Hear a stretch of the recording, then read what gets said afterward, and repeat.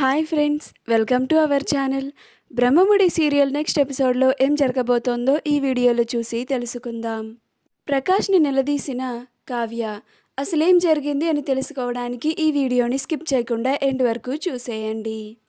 రాజ్ బాబుని తీసుకొని ఇంటికి తిరిగి వస్తూ ఉంటాడు. రాహుల్ షేట్జీ దగ్గరికి వెళ్ళి స్వప్న చేత పెట్టించిన పేపర్స్ని ఆ షేట్జీకి ఇచ్చి ₹1,00,00,000 అప్పు తీసుకొని దాన్ని 1,25,00,000గా అప్పుగా రాసుకోమంటాడు. అప్పుడు ఆ షేట్జీ, మరి నా డబ్బులు నాకు తిరిగి వస్తాయా? నాకు ఎదురు తిరిగితే నా పరిస్థితి ఏంటి అని ఆ షేట్జీ రాహుల్ని అంటాడు.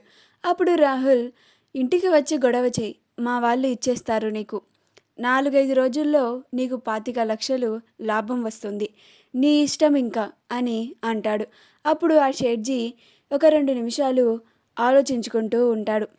మీరన్నట్లుగానే మీ భార్యని ఇంట్లోంచి గెంటేస్తే ఆ తర్వాత మీ వాళ్ళు మాకు సంబంధం లేదు, ఆ డబ్బులు మేమివ్వము అని అంటే అప్పుడు నా పరిస్థితి ఏంటి రాహుల్ గారు అని అంటాడు.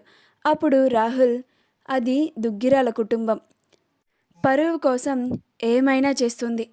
నీ డబ్బులు ఎక్కడికి పోవు, వాళ్ళే నీ డబ్బులని వెనక్కి తిరిగి ఇచ్చేస్తారు. నువ్వు ఒక 3 రోజులు ఆగి మా ఇంటికి వచ్చి, స్వప్న నీ దగ్గర ₹1,00,00,000 అప్పు తీసుకుంది, ఇప్పటి వరకు రూపాయి కూడా కట్టలేదు అని ఈ పేపర్స్ని చూపించి గొడవ చెయ్యి, అది చాలు, ఇక అంతా అక్కడ నేను చూసుకుంటాను అని అంటాడు. అలాగే మళ్ళీ నీ డబ్బులు నీ చేతుల్లోకి వచ్చేలాగా నేను చేస్తాను, నన్ను నమ్మండి అని అంటాడు. అప్పుడు ఆ షేట్జీ, అలాగే రాహుల్ గారు, ఈ డీల్ నాకు ఓకే. మీరు చెప్పినట్లుగానే మీకు నేను ₹1,00,00,000 అప్పుగా ఇచ్చి ఖాతాలో మాత్రం ₹1,00,00,000 25,00,000 ఇచ్చినట్లుగా రాసుకుంటున్నాను అని అంటాడు. అప్పుడు రాహుల్ నవ్వుతూ ఉంటాడు. షేట్జీ లోపలికి వెళ్ళి అక్షరాల ₹1,00,00,000 తీసుకొని వచ్చి రాహుల్కి ఇస్తాడు. రాహుల్కి ఇచ్చి, ఇదిగోండి సాబ్, మీరు అడిగిన ₹1,00,00,000 అని అంటాడు. అప్పుడు రాహుల్, థ్యాంక్ యూ షేట్జీ అని చెప్పి, స్వప్న, ఇక నీ పని అవుట్. ఇప్పుడు నువ్వు ఈ ₹1,00,00,000 25,00,000 అప్పుని ఎలా కడతావో నేను చూస్తాను.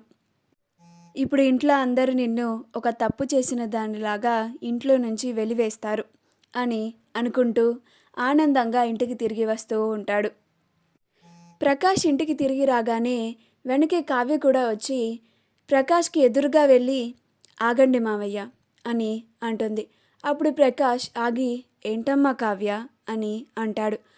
అప్పుడు కావ్య, మీరు ఇప్పుడు ఎక్కడి నుంచి వస్తున్నారో నాకు తెలుసు మావయ్య, మీరు ఆయనతో మాట్లాడిందంతా నేను విన్నాను అని అంటుంది.